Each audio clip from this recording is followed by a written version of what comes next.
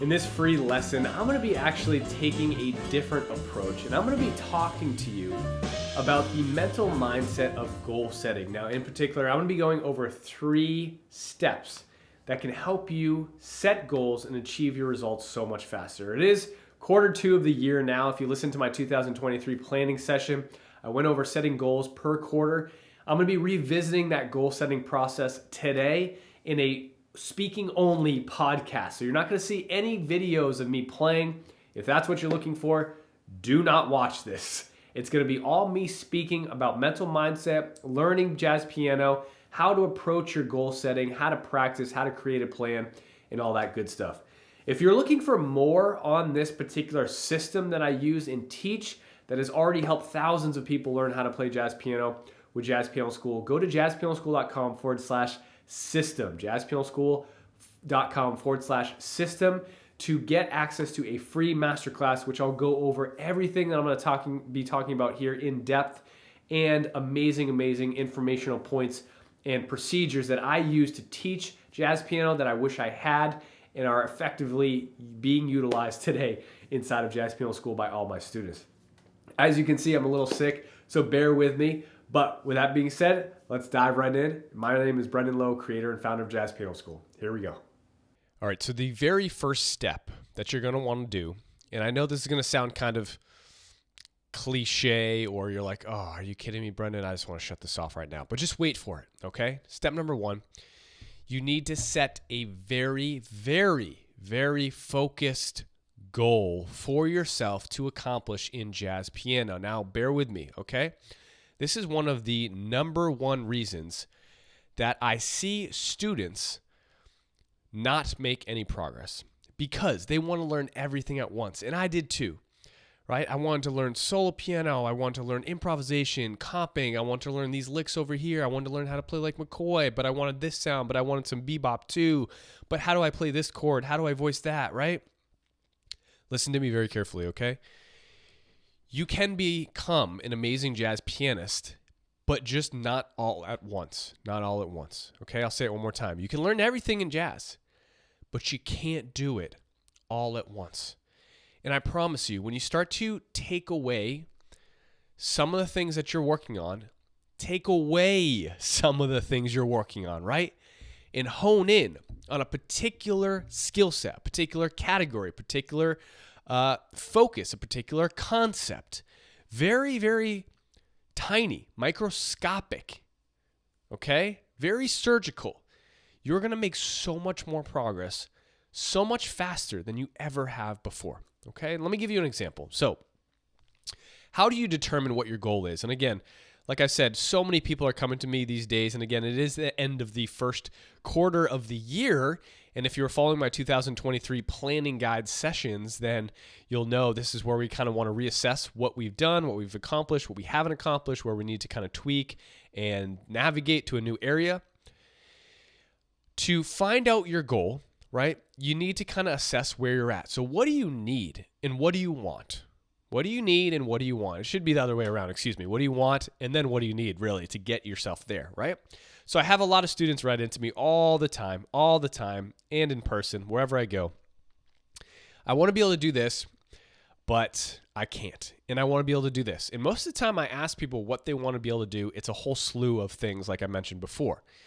And so my usual response is this podcast. It's you need to focus on one thing and then move on to the next thing that's going to get you there. For example, if you want to be able to play solo piano at home, listen very closely. You do not need to be able to improvise. You do not need to be able to improvise, right?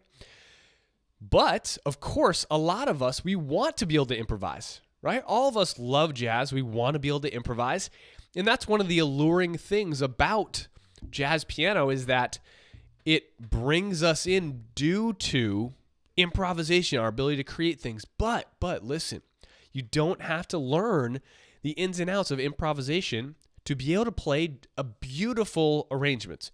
Amazing. Like you could be the best. You could actually play gigs, concerts. No one would even know, really, right? That you weren't even improvising. Like obviously some people probably would, but my point is you don't need it. So I see so many students focusing on improvisation, focusing on solo piano, focusing on group comping, group playing when they're not even playing in groups, or they're not even playing solo piano, or they're not even improvising. So why are you wasting your time focusing on all these different tools and concepts? Most of the time, it's because you don't know. You just don't know what you don't know. You don't know what you need to focus on. You don't know what you need to learn. You don't know where to go. You don't know what your path is, right? And that's okay. You don't know what to practice to get you to where you want to be. Now, if where you want to be is you want to learn everything, then what you need to do is break your goal setting and yearly plan down into bite-sized pieces, because you can't do it all at once, right? I've tried with students and it's very difficult. And the most I've seen, I had this one student in the accelerator program. I'll leave his name out, but he did want to learn everything at once. And I was like, let's just focus on just one thing at a time. He's like, I really love to do this. I want to try and get the most out of the program. Which was totally acceptable. I understood that because he was in the program for a certain amount of time. When he got out of the program, he wanted to be able to know the knowledge of these concepts and these categories so that he could continue on with them and know the exercises to play, have more knowledge than he did before. He knew he wasn't going to be able to execute everything flawlessly. Like, obviously he'd be a little bit better, but he wanted at least the knowledge, which is truly what the program is for, besides the in-person contact with me. But he wanted the knowledge to be able to continue to make drastic amounts of progress in those categories on his own. So I was like, cool. I'm going to give you 3 paths to follow. And again, this is what I do not recommend, but there are certain situations. Okay, I'm going to give you 3 paths to follow. The 3 paths were solo piano, improvisation, and comping, like accompaniment, because he wanted to play gigs. He's actually a saxophone player. He wanted to play gigs with other vocalists as a pianist and be able to get hired to play gigs. So he wanted to know accompaniment, solo piano, because he wanted to be able to play by himself, and improvisation. Now, believe it or not, those 3 categories make up a lot of jazz. They make up a lot of jazz, right? So again, what my recommendation for you, I gave him that plan, right? But what I recommend for you is to not do that, okay? That was just an example. What I recommend is choose one of those things. Like, what is your goal? Do you want to just be able to play solo piano? Great. Solo piano is your thing. Now, the next question you have to ask yourself is, do you want to be able to improvise while playing solo piano? Because that, my friends, is very, very difficult. Very. I would say it's one of the hardest things to do in jazz piano, if not the hardest thing. To improvise with your right hand while your left hand is supporting your right hand in a solo piano style, that's very, very difficult. So if that's what you want, there's many components that you need to break down and learn. You need to learn solo piano. And not just solo piano. You need to learn all the aspects of solo piano. Accompaniment, voicings, fills, arrangements. And then on top of that, you need to learn everything about improvisation. So the workload is massive, right? Now, I'm not saying you can't get there, but you just need to break it down to bite-sized pieces. It's like trying to run up a mountain and like zigzagging all over the place. You just need to go one step at a time in a straight line and you'll get to the top. Okay? So, for example, let's say solo piano. We're going to ixnay improvisation out of the plan for now. Let's say, excuse me, you want to learn solo piano and that's your goal. So you would say, I want to learn solo piano without improvisation. Now, again, one of the things I said to you in the beginning was you want to be as specific as possible, and especially starting the year out and now going into quarter 2, what have you done? Where did you get distracted, right? So that's not specific enough. I want to learn how to play solo piano and not improvise. Okay, that's not specific enough. What types of tunes do you want to be able to play? Okay, do you want to be able to play? Here's a great categorical breakdown for you. Slow ballads. I would definitely pick the style you want to learn how to play solo piano. Slow ballads, slow swing ballads, which is kind of like more of a cocktail-y style, medium tempo songs, and fast tempo songs. Now, if you're still learning, I probably wouldn't go in the fast tempo category, right? Excuse me. Clearly I'm sick. So I would go with the slower category. But if you're more intermediate and advanced player and you have worked on those categories a lot, you could go with the faster tempo categories, right? So once you pick a style, okay, that's going to narrow it down a lot, actually, because if you've listened to a lot of my stylistic podcasts or any knowledge within the membership or anything like that about learning solo piano styles, the stylistic methods that I teach are very direct, they're very systematic, and you can plow ahead at any of those styles. Like ballad style, boom, here's the system, right? Slow swing ballads, boom, here's the system. With pedal, without pedal, whatever you want. Okay, medium swing, all you got to do is this. It's very clear. It's cut, clear, and dry. Okay?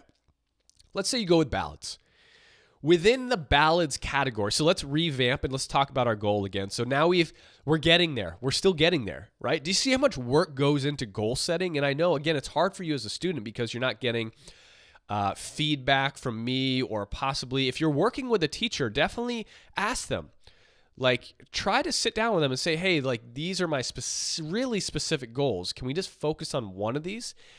And again, usually it's not specific enough. So here's what we got. I want to play solo piano. I want to be able to play ballads solo piano. Okay, very not slow swing, ballad solo piano. And then what's next, right? So what's next? So what do we have to learn after that? Now, if you want to be able to play single melody line in your right hand with left hand accompaniment, there's a style for that in a ballad way, right?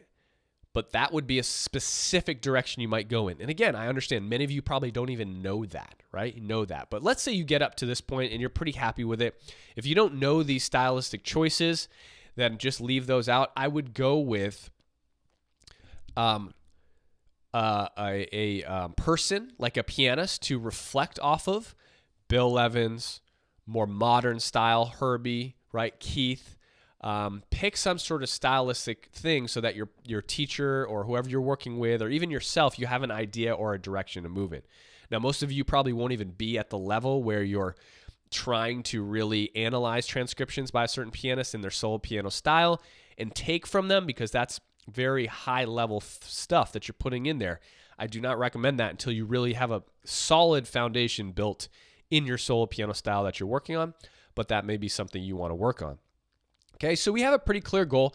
The next thing I would do is break it down into tunes. So pick your tunes that you want to learn.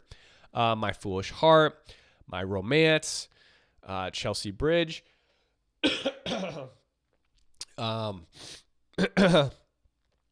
any ballads that you want. My Ideal, whatever it is, right? It doesn't matter what it is. Just pick your favorite ballads that you want to play. My Funny Valentine, doesn't matter. Write the tunes down, and they have to be in that style. So if you have like kind of you heard them done in a certain way, you say, okay, this is why I want to have. This is how I want to play the tune. This is how I'm going to do it. Okay. And then you say for the next three. Then the last thing, the last component is going to be your timeline. So we started with the category of jazz that you want to learn. We picked solo piano. I'll give a really quick example again after this before we move to step 2. But you picked the category. Solo piano was your category. We picked the tempo or the style, right? And now ballads, I would say tempo and style are actually two different things. Tempo, you could say, okay, I want to play tempos like 80 BPM and down. And the style with that, because you can change the style of that. You could do a slow swing without pedal. You could do a slow swing without pedal or a straight eighth with pedal. That would work, okay? So then we picked that, and then we moved into the tunes that we want to be able to learn. And then timeline, okay? What's our timeline? Usually, I would say for one of these goals, you're going to pick 1 quarter, just 1 quarter. Because there's a lot, you're going to learn a lot. There's going to be, so if I say, okay, we're going to spend the next quarter 2, right, April, May, June, coming up in 2023 to learn this, you're also going to be learning a lot of things. And most students are like, oh, I'm going to be working on this one tune for 3 months. Like, what? That doesn't make sense. Listen, okay? You're going to learn so much about voicings, your left-hand solo piano components, how you arrange the tune, your melody, fills, comping fills. So much gets broken down into this particular goal to make you sound good, and even depending upon the student that I'm working with or excuse me. This is why you don't film a podcast when you're sick. Depending upon who you're working with, right? So many different things. You might be learning reharms. You might be learning advanced voicings for these reharms in this particular style, right? So many different things could be going into this one goal. That's, trust me, it's going to fill up your time. And this is why it's so important to have that path, have the system, have the course in the memberships, not just mine, but anyone. Like, you need the path.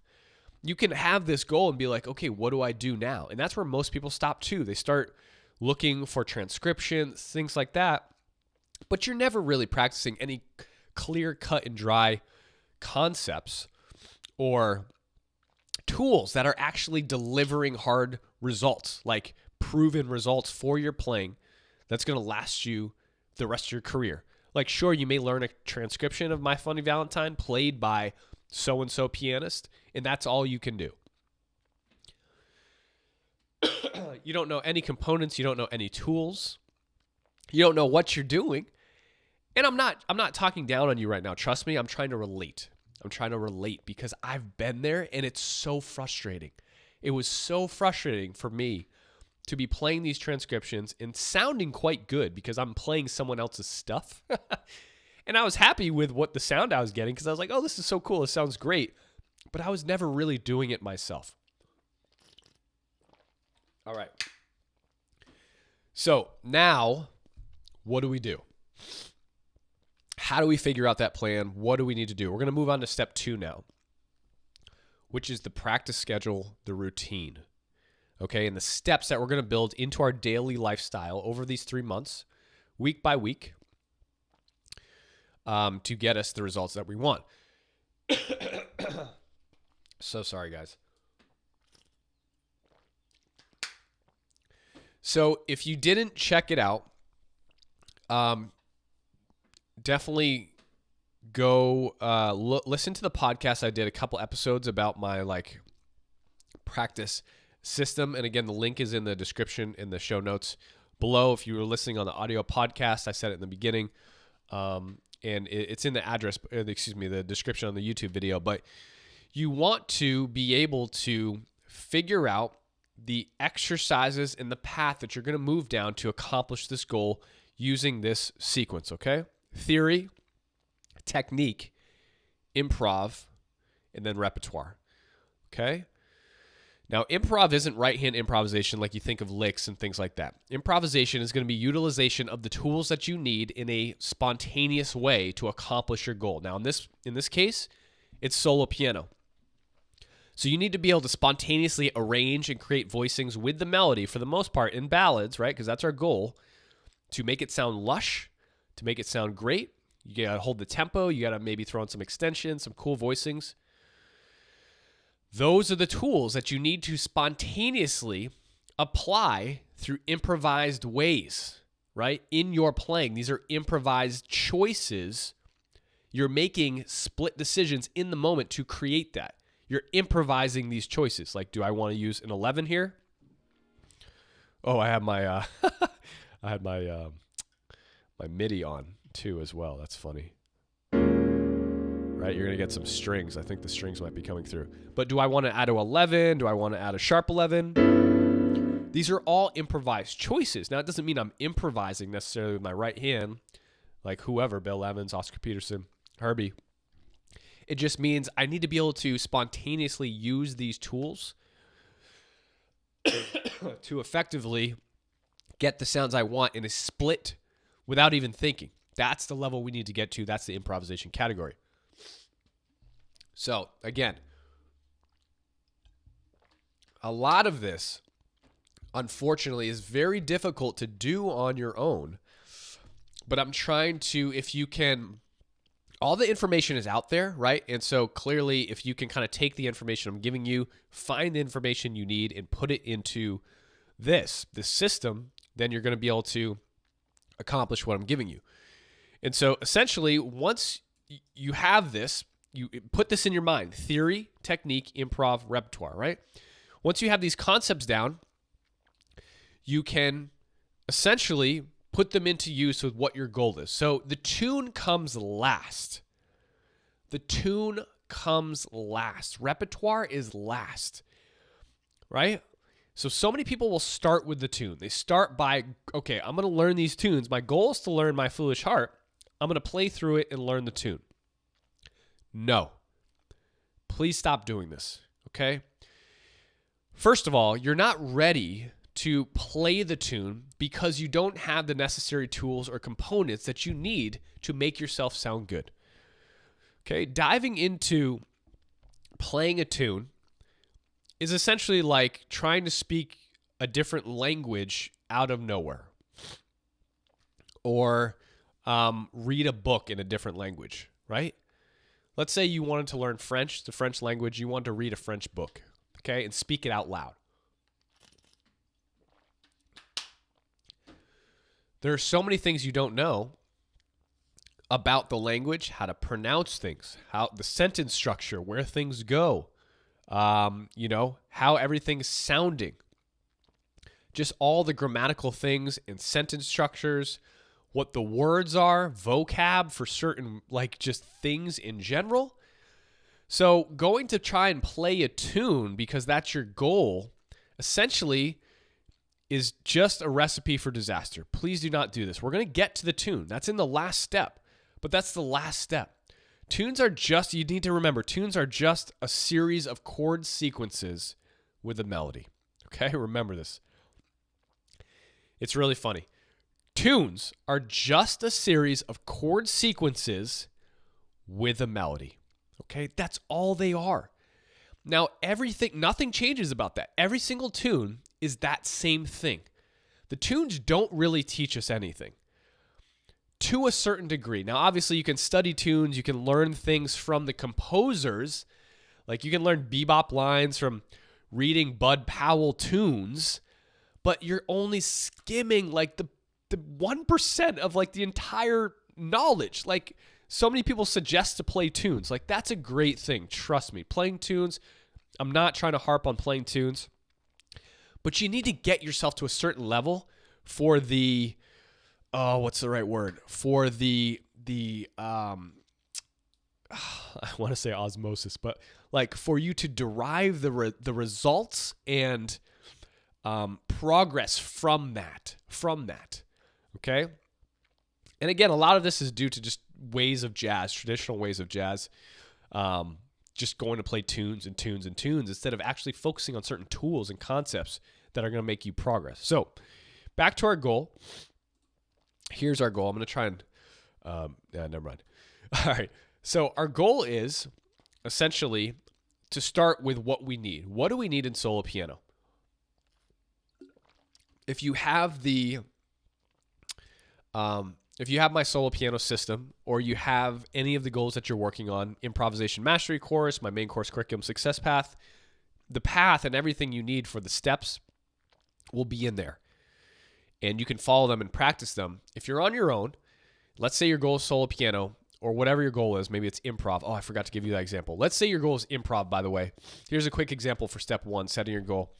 I want to be able to play right-hand improvisational lines in the bebop style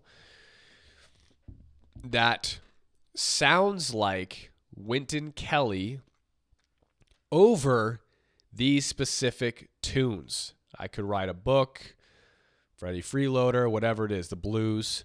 That would be a great improvisational goal because now you have specific things. You're just going to be learning about bebop. You're going to be learning about chord tones, approach notes. You're going to be learning the Wynton Kelly style. There's a lot of blues in there, a lot of specific triplets, rhythmic figures. That's a very specific thing. Back to our other goal.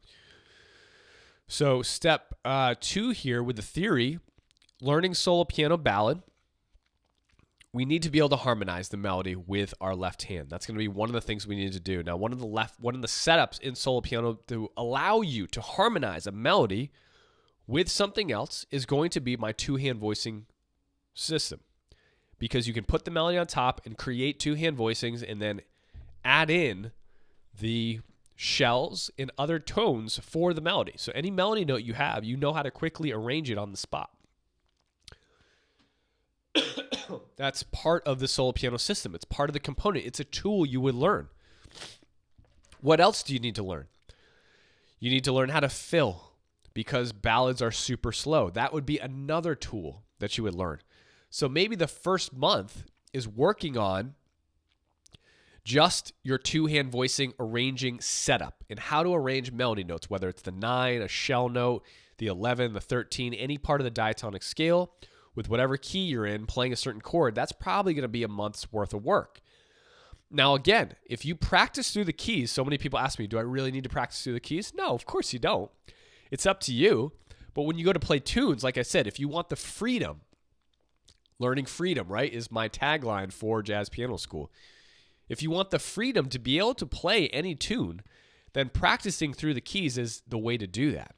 Because if you do not do that, it's up to you. I'm not going to say you have to. I know some teachers say you have to do it, but they're trying to help you because they're trying to unlock the freedom for you to play any tune. Because again, tunes are just chord changes with a melody. If you practice all the chord changes, then any tune you want to play, you'll be able to play it because, ergo, you've practiced all the changes through all the keys, right? That concept was very foreign. I never really got it until I thought of it like that.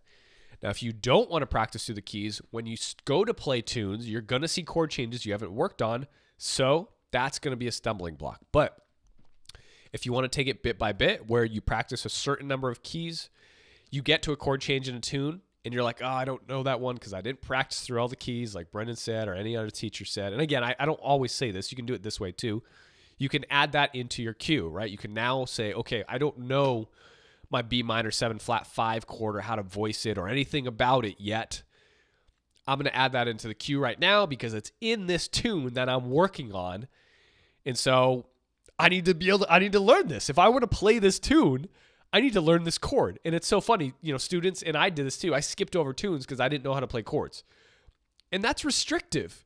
That's not learning freedom. We're not learning how to play all tunes. We're not learning the materials and the resources that we need to be able to flip open to any tune in the real book and be like, boom, that's what a pro jazz pianist can do. That's what a pro pianist can do.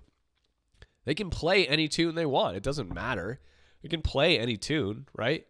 So that's because I know all my chord changes. And that takes time, obviously. I get it. But it's a mental mindset for you to determine how good do you want to be? What are your expectations? Right? If you just want to be able to play one tune at home for yourself for fun, then you don't need to learn all keys. Right? If you just want to be able to play one tune over and over and over again, but that's boring, right? Who wants to do that? All right, where are we at? So theory is going to be the breaking down of these components over the quarter, right? So let's say the first quarter, over the one quarter, over the months, right? So month 1, we have two-hand voicing arrangement system, okay? And month 2 is going to be filling the space in a ballad because a lot of times there's lots of space. And I don't just mean, I mean filling the space with when you're playing the melody, right? Because again, we're not trying to improvise right now. We're just playing the melody. And then month 3, there's a number of different directions you can actually go here, depending upon that. If you need more work on any of those 2 subject matters or concepts, you can go back and revisit those. It's also a time for miscellaneous concepts, like you might want to learn some reharms. Right, using some tritones, some other reharms relative to minors, sus chords, right?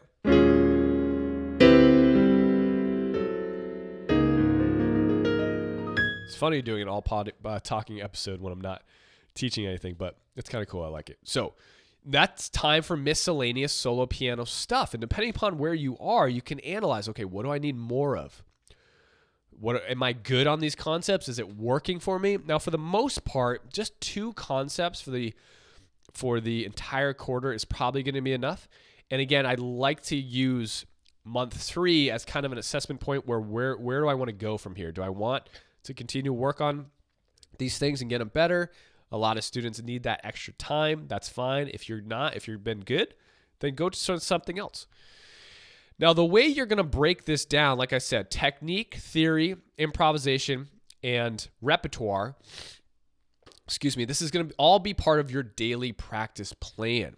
So if you're practicing this concept, let's say harmonizing in your two-hand voicing setup, your theory is learning the concept. It's learning all about the concept. It's understanding the concept.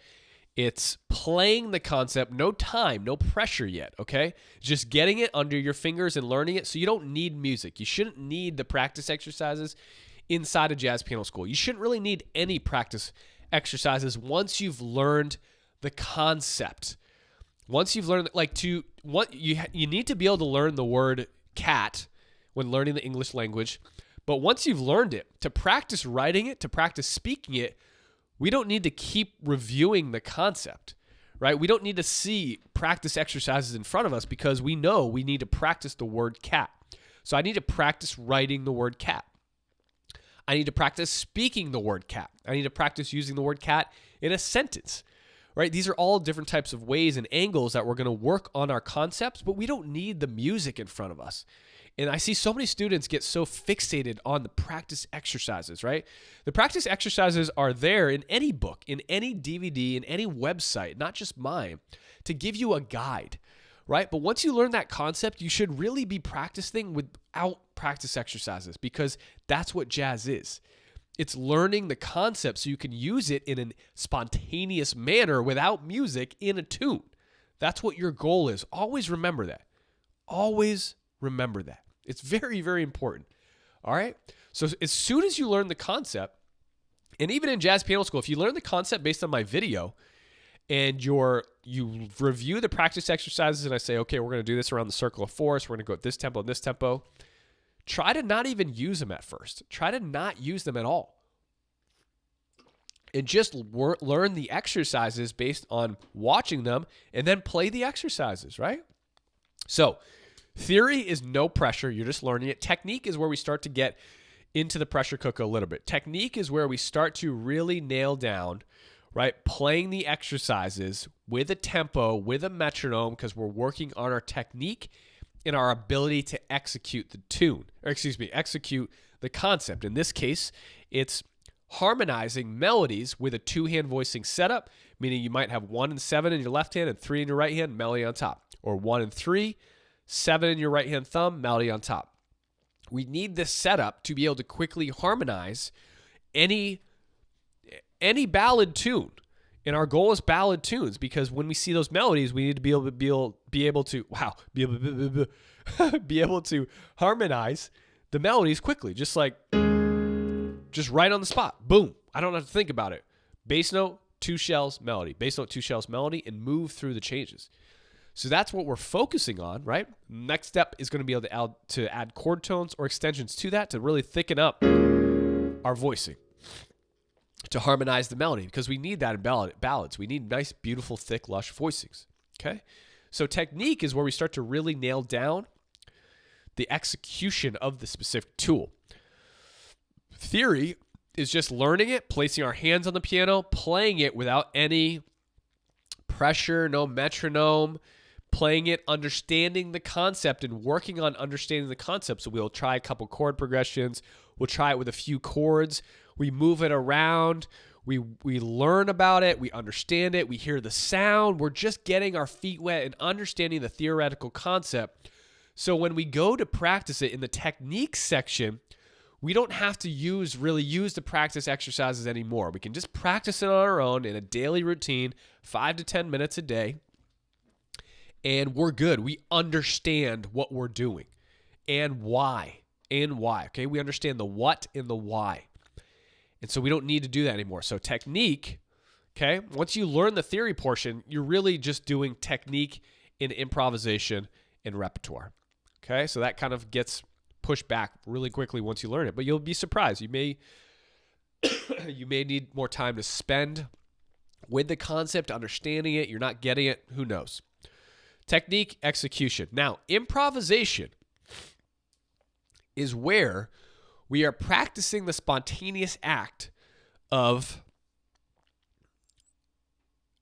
integrating the tool in a spontaneous way. Now, we're going to move from as simple as possible, as controlled as possible, to the most difficult situation and the least controlled, right? So, for example, if we're practicing a harmonization for our ballad goal for Q2, right? Let's say I need to be able to harmonize the 11 of an all minor 7 chords. When I see that note, the 11 of an E flat minor 7 chord, for example, right? I want to be able to harmonize a 1, 10, or 3, 7, 11, right? So improvisation for this may be different types of chords, different types of progressions, but I'm going to start with one chord, right? So I'm just going to do this. I'm just going to play that one chord over and over and over again in a controlled manner, and then I'm going to move to less controlled. So we're practicing the spontaneous act of learning this. So I might move to a different chord symbol, a C minor 7. I might move to a progression, which makes it a little bit harder. We're increasing certain variables now. So instead of just playing an E flat minor 7 chord, I'm going to put it in a 2-5-1. So now I'm going to go, 2-5-1-6, so we can get back around. So E flat minor 7, A flat 7, D flat major 7, B flat 7. It doesn't matter that you're not seeing this. I just want you to listen, okay? And so we get back around through the progression. That's going to stumble or short circuit things because we're having to spontaneously improvise that one voicing. Even though we've practiced it already, it's going to trick us. And our body has to quickly get back to that one thing. So in that moment, as we're practicing that progression, only with that one voicing, we are literally practicing the art of spontaneity. We're using the improvisation category to improvise our tool.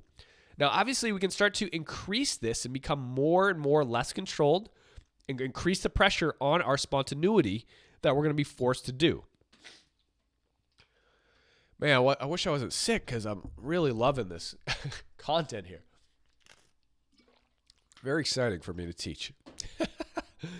Believe it or not. All right. Excuse me. I'm sure you all love that too. I'm so sorry. Deepest apologies. This is much longer than I originally intended, but I'm going, right? Am I going? I'm going. I'm not talking to anyone. I'm just talking to myself, but I may still be slightly delirious. Now I'm good. Went to the gym this morning. I'm on the tail end. It's fine. So I sound worse than I actually am. All right. So we're practicing the spontaneous act of utilizing our tool. All right. Now, believe it or not, we're done with the first 2 steps of the 3-step process that I'm explaining. Step 3 this is going to be confusing. Step 3 of our 3-step goal setting process is going to be integration to tunes, which also happens to be step 4 of my theory sequence process to learning jazz and practicing. So we've gone through 3 steps of my theory sequence process in step 2, meaning step 2 is our practice routine. So what we would do is work on the specifics, the tools, about an hour a day. And whatever time amount you have, 30 minutes a day. So again, if you know your theory for the tool that you're working on to get you to the ballad goal, in this case, I'm giving you an example of harmonization of the melody for the 11 of a note. Now, when I say the 11, I mean like the 11th of minor 7 chords or maybe major 7 chords. But minor 7 chords is what I was talking about. But you want to get up to a point where you can harmonize any note. So that's going to be in your practice as well. But about 10 minutes, let's say you have half an hour, you're going to spread 10 minutes learning the theory concept. And if you've learned it already, you can just get rid of it because you know your focus. Your focus is the 11 now. So you can jump right into technique, right into the execution of this. So if I want to pick my left-hand solo, my 2-hand voicing arrangement system, if I'm harmonizing the 11 and I want to use 1 and 10 and 7 and 11, my technique is going to be able to practice this in different keys and different ways so I get used to this concept, right? Here's an E flat minor 7. I could go up by whole steps, right? Right? I could go in thirds if I want, or minor thirds, right? So again, I have 1, I know you can't see this, 1, 10, 7, 3. Just listen, an 11 on top. So this is for anytime the melody is an 11. Here's my 11. Here's my 11, A flat minor 7, right? So I'm going up in thirds now. Here's my B minor 7. Okay, so you're practicing the ability to execute these things. Now, when you get to the improvisation category, that could be 10 minutes as well. And now you're starting to work on utilizing this with some time, right? Now, you should use tempo with your practice exercises, but the practice exercises are systematic and regimented, whereas the improvisation exercises are more based on the tune, like more based on progression-based, improvisation-based. You want to throw as many different variables at yourself to get yourself to spontaneously act and play the correct thing. Meaning play it up high, play it down low, play it with fast tempos, slow tempos, different styles. You're just getting used to the tool, right? In golf, you can hit one club in so many different ways. So you need to be good at improvising with clubs. Like golfers are making choices on the course with one club in a lot of different ways. Like one club doesn't just act in one way. And that's the same thing with piano. Like one voicing can act in a lot of different ways, and you want to get comfortable with all these different types of ways that you can use this voicing or this tool. Now, finally, step number 3 of the 3-step goal setting process is going to be repertoire. Repertoire.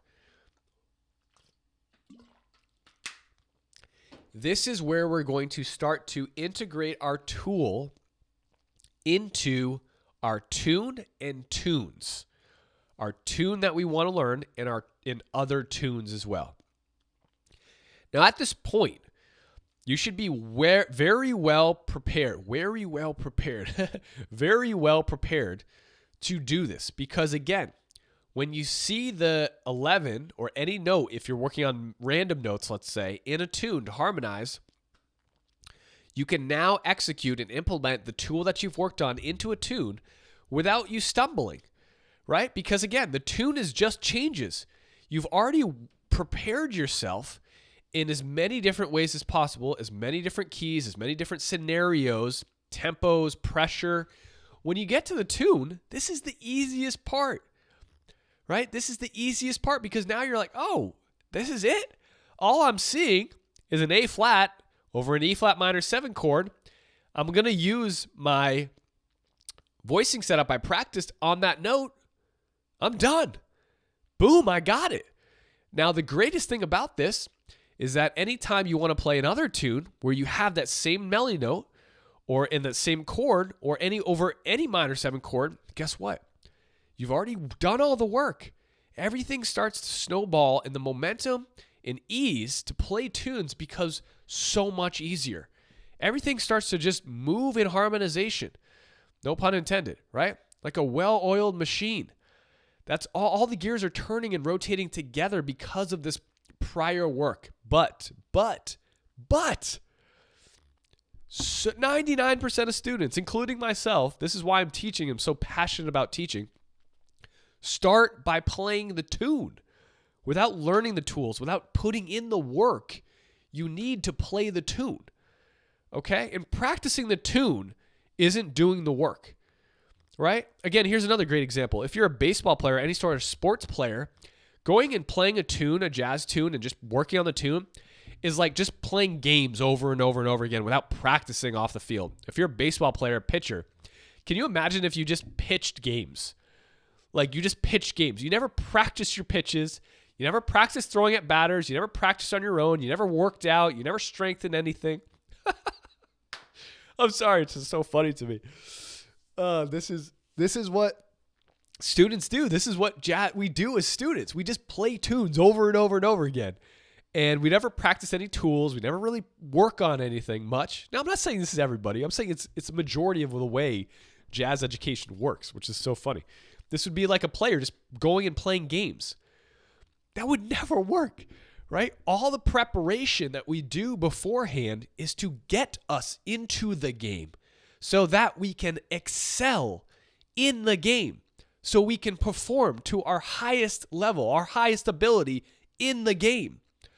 But without the work that comes before that, right? Without all the blood, sweat, and tears that get put into that. If you go into a game-like scenario, and again, I'm talking about tunes now. If you go to play the tune, you're not going to be performing at your highest ability. You're going to be performing every single time at your lowest ability. This is why the tune is the last step. The game is the last step, right? You should be on automatic. You should be on autopilot when you're playing the tunes. You should be on autopilot in a game scenario. The players aren't thinking. They've trained and worked so hard that when they get, just like the military, right? They've trained and worked so hard that they're working towards not thinking. They're only reacting.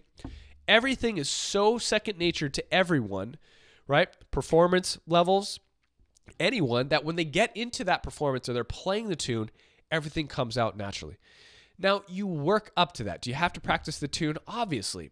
But it's not the repetition of playing a tune over and over and over again that's going to make you better. Okay, that's not what makes you better. And the more you can understand this, the more you can focus on specific tools and really make surgical and granular decisions to work on components that are going to make your tune sound better, okay, the better you're going to be. You're going to make so much progress so much faster. So step 3 is integration of the tool into the tune. So there's really not that much work that goes into this, because at this point, you're going to play through the tune. I do have some systematic ways to work through tunes and learn the tune. I'm not going to go into those now, but obviously you want to learn the tune. You want to learn the melody, the chords, the voicings. That's really going to come last, and it can be practiced kind of alongside the tool work that you're working on. Like if you want to kind of work on the tune that you're going to be focusing on, but don't just like keep repeating all that stuff, right? Don't just try to keep struggling through a tune, trying to apply concepts when you haven't worked on any of that stuff outside the tune. Again, this is like a pitcher trying to integrate a two-seam fastball or a slider into their game when they have not even worked on it outside their game. It's like a doctor trying to perform a surgery they've never worked on before, just out of the blue. Okay, I'm going to try this concept. It's not going to work. Do you want surgeons to do that on you? No. Heck no, right? So what you can start to do with your tunes and tune and tunes is start to apply the concepts you've worked on now in step 3 and apply it to other tunes as well. Okay? Now, I would say to take one tune and make that your goal for the entire 3 months, just one tune. Because if you can get it in one tune, you're going to start to see much more ease when you apply it to other tunes. You can start to apply it to other tunes as well during the 3-month quarter, right? But not too many. Just like pick a couple, because really at that point you've put in so much work. You can like a pitcher, once they've worked on their curveball, they can use their curveball in any game. It's not going to be like versus the Astros or versus the Red Sox, right? And because they only can use it against certain batters. Like that's not the way it works. You can use your curveball in any number of scenarios now. If you've practiced your bunker shot, right? You can use your bunker shot in many different ways. Now that you've practiced it, you don't just use it on one course. That's the same with tunes. Once you've learned the tool, you can use that tool over any tune now in the style that you're working on. Your ballads, right? It's not about playing the tunes, because the tunes are just chord changes. All right? Oh man. I got to do this more often. All right. So, the 3-step process, again, set a very, very specific goal. Granular, okay? Step 2, okay? Use this process that I'm describing to you, my theory sequence process, for your practice routine. Theory, technique, and improvisation and repertoire. I'm trying to multitask in my head right now. It's not working. And the last thing is step 3 is going to be to, I am going to multitask here. One sec. Is going to be to, I'm going to tell you why. I'm multitasking for a specific reason. I'm going to tell you why. The last step is to the tune integration. So when you're integrating your tunes, right? Your tools into your tune, pick one tune that you're focused on. Maybe one tune for a quarter is enough. That's enough already. But because you should be able to integrate this into other tunes as well, you really only need one tune. But then you can try it out over other tunes as well, but really stick to one tune. And once you got that one tune down and the tool that you're working on is working, then you can start to move to other tunes. You can start to move to like using that tool over other tunes. And that's when you'll experience some amazing, amazing results. Okay. So that's like, if you do this, you're going to experience amazing results so much faster, and it's going to be absolutely amazing. Now, I just want to check this link real quick. I think I was getting a little worried. Yeah, that's okay. It doesn't matter. Hopefully you guys have enjoyed this. I may do some more of these, honestly. And you don't need to watch them on YouTube, obviously, because it's just sitting here watching me talk. If you want to, that's fine. But that sounds pretty boring. Probably for mostly the audience, the audio crowd. But I think a lot of mental mindset stuff is really, what I've learned from teaching my accelerator program, my first boot camp, and really diving into students and the way they're thinking and what they need. You can only think about your mental direction so much. Like students, and what I needed was less being shown the stuff. I needed a to wrap my head around, like, how does this work? Like, because when you're a student, and I'm so lucky that I wasn't like a savant. There's some savant pianists out there that just get it. That was never me. I had to work so hard. I did so many things wrong, and it took forever. And I don't agree with a lot of the stuff that I had to go through and like learn, and some of the direction that my teachers were bringing me in. And so, that was really discouraging for me. And so I really want to help you change your mindset, help you think about how this all works, how you can start to make progress, how that the goal that you have in your head is truly accomplishable. Even though you may think where you're at right now, there's no possible way that you could ever get there, I promise you, you can. And if I start to explain it and break it down for you and show you the map, it's like seeing the top of Mount Everest and being like, well, I could never get up there. That's, And when someone says, okay, here's the first stage. This is what we do. This takes 2 to 3 days, right? Here's the next. I know nothing about mountain climbing, by the way. I'm just kind of assuming it goes like this. I could give another analogy. Here's the next stage. This is going to be another 2 to 3 days. This is what we're going to experience. This is what we're going to go through. This is how hard it's going to be. This is going to be the expectations. But when it's broken down in a systematic plan, you can actually start to see the path. You start to see the steps in front of you. You're like, the possibility is now there for you. There's hope because you can see it is possible.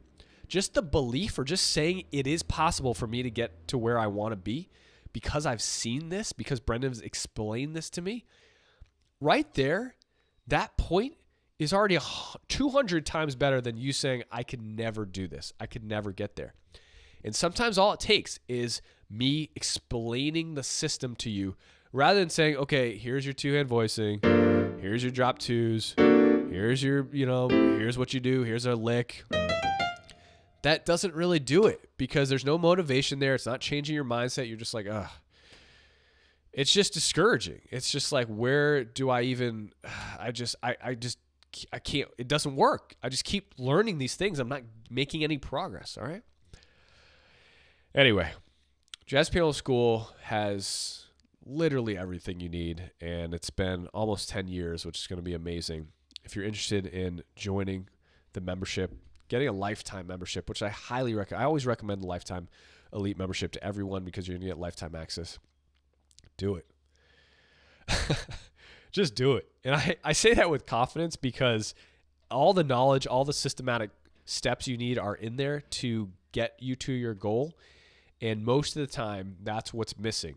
And the combination of the live lessons, the education for myself, my staff, all the education, all the improvements we're making, it's over. It's, I wish I had all of this back when I was younger. And with the invention of the internet and online education, it's crazy. It's crazy how fast you can get good. Amazing. It's crazy how fast you can get to your goal when you're doing something consistently, you know the path to follow. Can you imagine climbing Mount Everest if you had no idea what to do? That's what 99% of jazz students are doing. Or, yeah, they are doing that, and then they're picking different routes. So they think they need voicings. They think they need these licks. They think they need, it's like a library. Most of the education you're teaching yourself or learning from is a library. YouTube is a Google search index. It's owned by Google. Meaning you are putting in something and learning something. You're choosing what you're learning.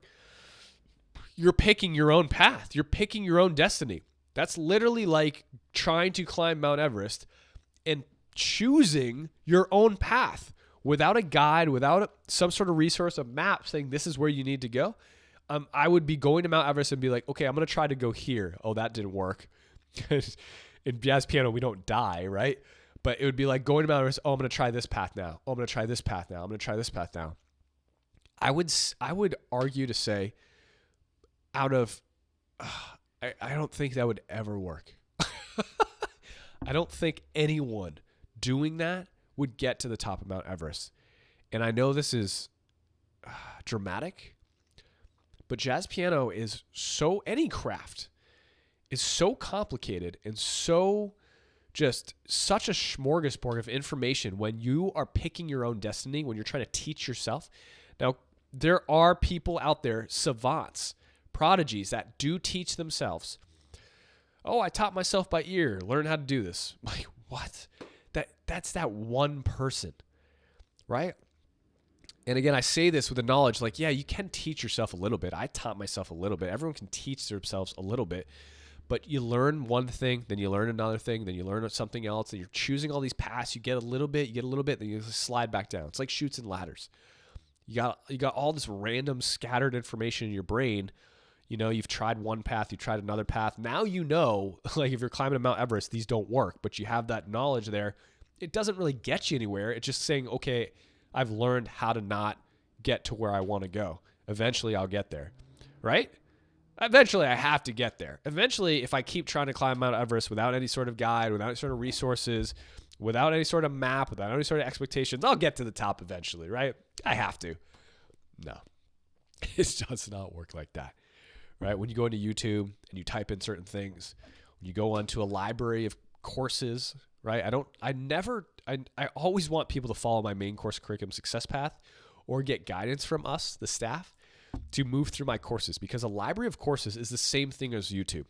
If you join a Jazz Piano School membership and get a library of courses, I didn't start Jazz Piano School with a library of courses. I started with my main course curriculum success path, because it's a 6-stage success path that brings you through a path to learn everything about jazz piano. And for some people, it's too much. I mean, I get it, but that's what it takes sometimes. If you're just a hobbyist, you just want to have fun, you want to pick some courses and go through that, cool. But I'll tell you right now, that's not going to make you become an amazing jazz pianist or even get you to a point that you may be satisfied with. And the reason I can say that is because over the last 10 years almost, thousands and thousands of students I've interacted with and talked to and spoken with, they've all said the same thing. Every single person. I don't know why I'm getting into this right now. It just fires me up. But anyway, all right. Enough about that. It's your choice, right? I just try and be here to inspire you, motivate you. But a library of courses is the same thing as YouTube. If you subscribe to a library of courses, jazz piano courses on voicings, magic voicings, or licks, or you get a new or transcription. Like if there's a library you want to learn you can learn how to play funk, you can learn how to play solo piano, you can learn how to improvise. You pick whatever you want and learn the courses, whatever you want. You get all the courses, right? That's the same thing as going to YouTube. You need a path to follow and a goal to really hone in on in order to focus where you're going to go. And you need someone that is a professional to help lay out the path for you to get you there. Because just learning funk isn't about just learning funk. You got to learn voicings, movements, rhythms. Just learning solo piano ballads isn't about just learning solo piano ballads. You got to learn all these other things too that no one really tells you about, nor would you work on. Like, oh, I want to learn how to play stride piano. Cool. You need so many things to do this. Now, I'm not trying to discourage anyone, right? I'm just saying the way that I teach, my philosophy is to give you these other things and move you down a path that's going to allow you the freedom to get to where you want to go, instead of just saying, here's some solo piano, here's some stylistic things, right? There's so much you're missing out of that. And that's why most students, including myself, failed for so long.